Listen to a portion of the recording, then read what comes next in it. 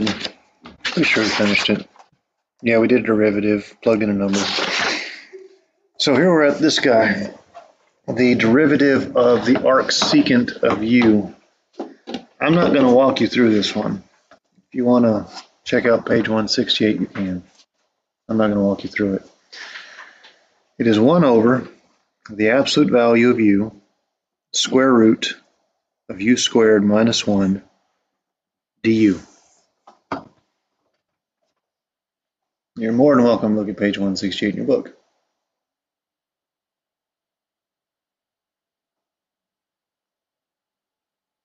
There's a reason there's an absolute value sign in there. There's a lot of others. Again, you can check out page 168. It has to do with the fact that when you take the derivative secant, you have to use the product rule. Everybody got the derivative copied down? All right, so let's just do an example of that one.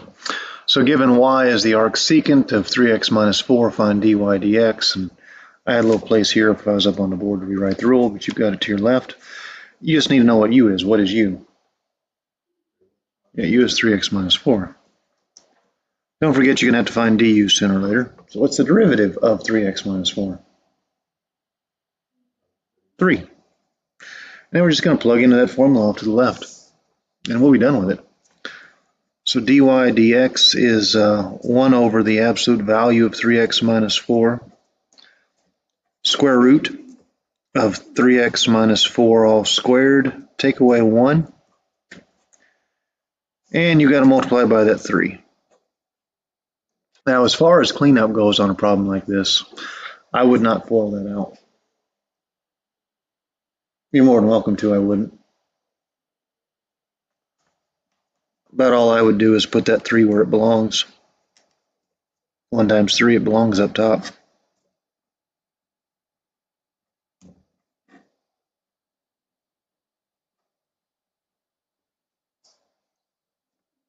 It's not really that hard, is it? You don't have to multiply by the u, that's the thing.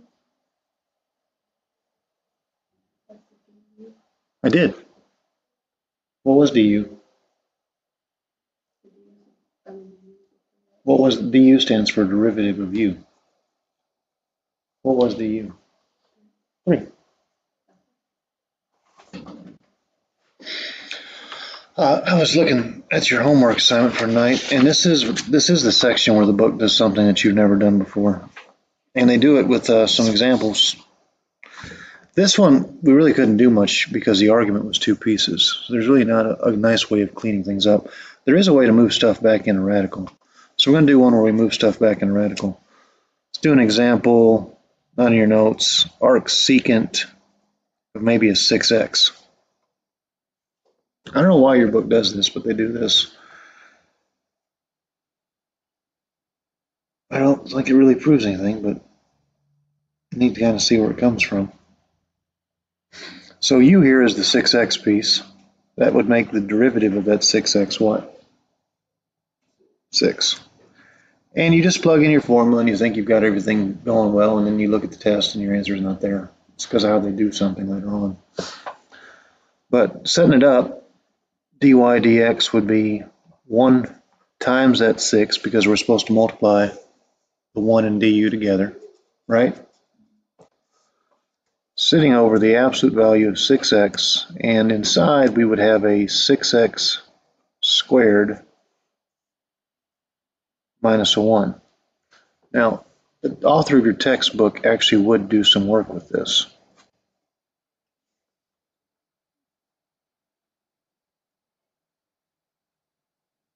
Why, I don't know, but they would.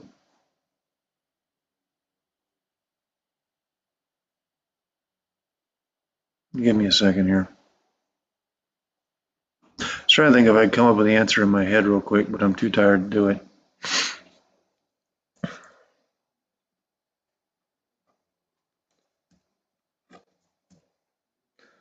They would square the 6x. Make that 6x squared minus 1. And an intermediate step that you won't see that they do is that they pull the 6 out of absolute value, which is kind of interesting. And then they take it one step further and they put it back in the radical. I never did. I don't usually do that with kids. You know, we do a lot of things with radical simplification. Like if you had a root of 44 and you said it was 4 times 11, what would you put on the outside? Would put a 4. You'd put a 2. Say, okay, that's 2 roots of 11. Well, that's how you pull something out. How do you put it back in? You square it. If you pull it out with square roots to put it back in, you square it. Do you guys get that? So if you do your homework and you're looking at the, because I mean, it tells you the answers to odds, doesn't it? And you see something that looks a little bit funny. What they've done is they've put that back inside. And then, of course, they do a little bit more math. That's all they've done. They've just taken it from the outside and shoved it back in. So don't be alarmed by that.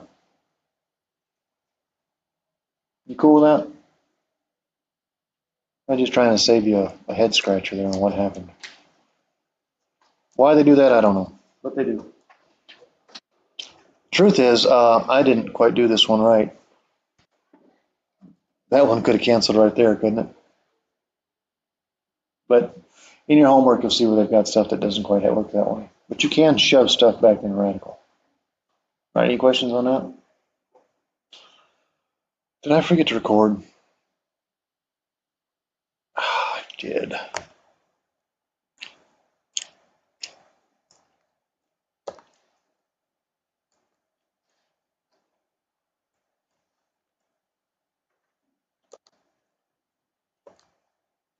I did not. Never mind. All right, so in your notes, you've got what, the derivative of arc tangent, the derivative of arc secant, and the derivative of arc cosine so far, right? Okay, which means you need to know how to handle the other three. You know how to handle arc sine. Sorry, you need to know how to handle arc cosine, arc cotangent, and arcs. Well, there's another one, arc cosecant probably. But we have little conversion techniques that we're allowed to use. This is a ninth grade geometry standard. Talks about the sine of one angle being the cosine of another. And I seem to remember I made y'all memorize that. I swear I did. Maybe not. But the sine of 60 degrees would be equal to the cosine of what? 30. Do 90 minus. I didn't make y'all memorize that? I thought I did. I thought I did. How about the cosecant of pi over 4? It would be equal to the secant of pi over 4, actually. It's the secant of pi over 2 minus pi over 4, which is the secant of pi over 4. And cotangent and tangent, same deal. What do you take away? Pi from pi over 2. So the tangent of negative pi over 2. And we get to use those things to handle the other ones, the ones that we don't have formulas memorized for. Arc cosine is pi over 2 minus arc sine, which is kind of a similar idea. What do you think arc cotangent would be? Pi over 2 minus?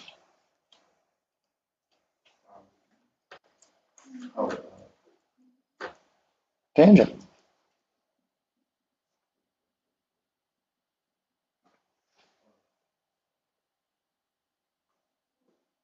It works kind of like these. Up here, these weren't dealing with angles.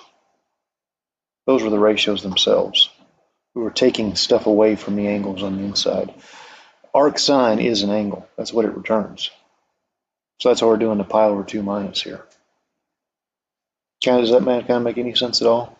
Maybe. And it's kind of iffy even in my head, to be honest with you. Ridiculously hard to explain. Arc cosecant would be pi over 2 minus arc secant of x. See, what that just gained you is you have formulas for each of these three pieces. And now you have formulas for those three. That's what it gained you. You memorize these three. Find the other three by taking it away from pi over 2.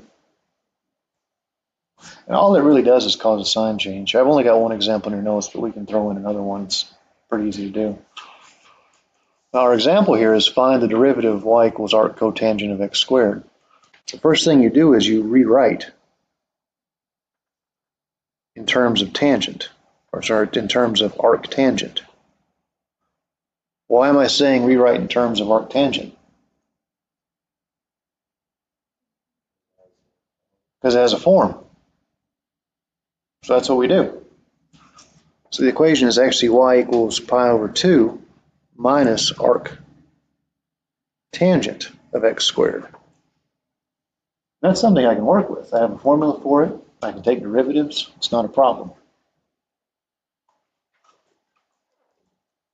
Now, do you remember the derivative with respect to x of arc tangent? If not, you've got notes. 1 over u squared plus 1 du.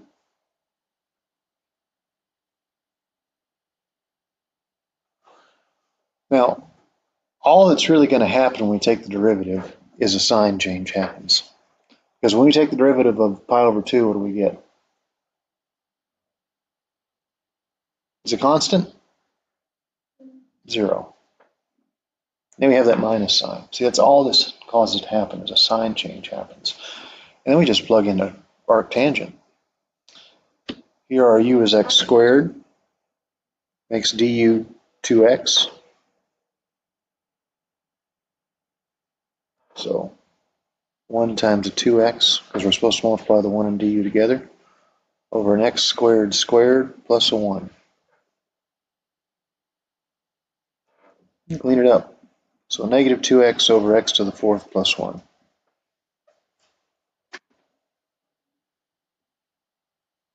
Well, we'll do another quick example of this. They're not hard. Do you want to do arc cosine, arc cotangent? Sorry, we just did arc cotangent. Arc cosine or arc cosecant? It's fine with me.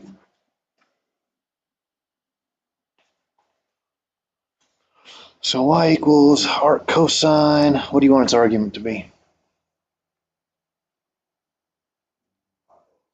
Something simple, 5x. Arc cosine of 5x, find dy dx. Now you don't have a form for arc cosine, but you have a conversion form. What do you want to convert arc cosine to?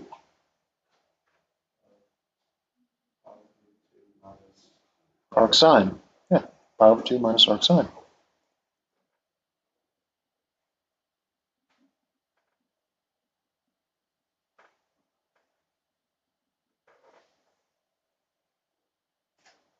And then just do it. Of course, you will have to know the derivative with respect to x of sine of u.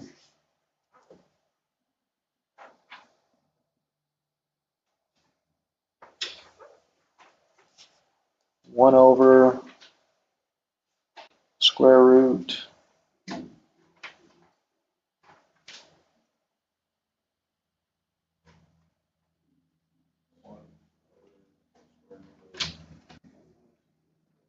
one minus. Want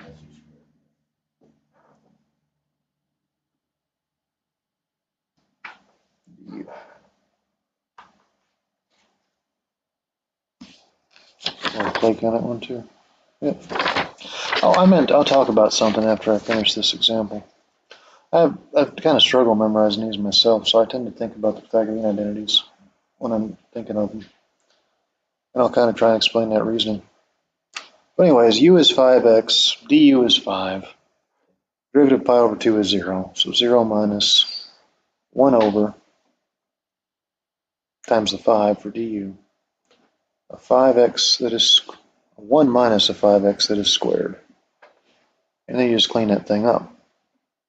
So you end up with a negative 5 over 1 minus 25x squared.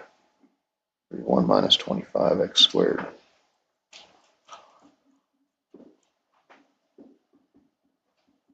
Can you take the square root of 1 minus 25x squared? I see calculus kids try to do it from time to time. You cannot. Cannot do it. Would the author of your textbook do anything funny on a problem like this? Possibly. But this would not be the example to show it.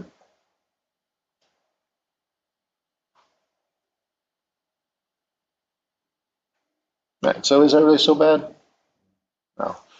The hard part's your forms. And I wanted to mention that.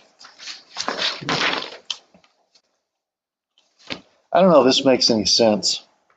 It does to me, but it's how I think. Because I've done these a few times where you work them out. And that's kind of helps me memorize them. If I don't memorize them, I can come up with them pretty quick. But the derivative sign is cosine. And I know full well when I do the workout, I end up taking square roots. So what I do is I think about the Pythagorean theorem identity and how I manipulate it a little bit to take the square root. Because I know the derivative sign is cosine, ends up down here. I actually take away sine, and then I take a square root. So that's where the 1 minus comes from. That's just kind of how I think. The odds of you guys thinking like that are probably very slim, but I've worked these out a couple of times by hand to come up with them, so I think about that process to get them. I don't necessarily have these memorized. I really don't. It's kind of a vague memorization. I usually think about them for a few seconds. Because I only do them once or twice a year. I just never really put them in there for good. That being said, you guys will take a formula quiz. Because you're supposed to be better than me. That's the goal. All right, last up, you might have a need to do this in your homework. Calculator conversions. Does your calculator have an arc-secant button? No, it does not. The closest thing you can have is cosine, right? So if somebody asked you to find the arc-secant of, I don't know, 25 degrees, you couldn't just go to a calculator and do it. Sorry, I wouldn't say 25 degrees. That doesn't make any sense. If somebody asked you to find the arc-secant of 5 over 4, you couldn't do it. Two of these things are really nice. Secant is nothing more than the reciprocal of cosine. You could actually type in arc cosine of 1 over x. Just flip it. You'll get away. Cosecant works the same way. Cosecant is the arc sine of 1 over x. Its cotangent is a little bit different.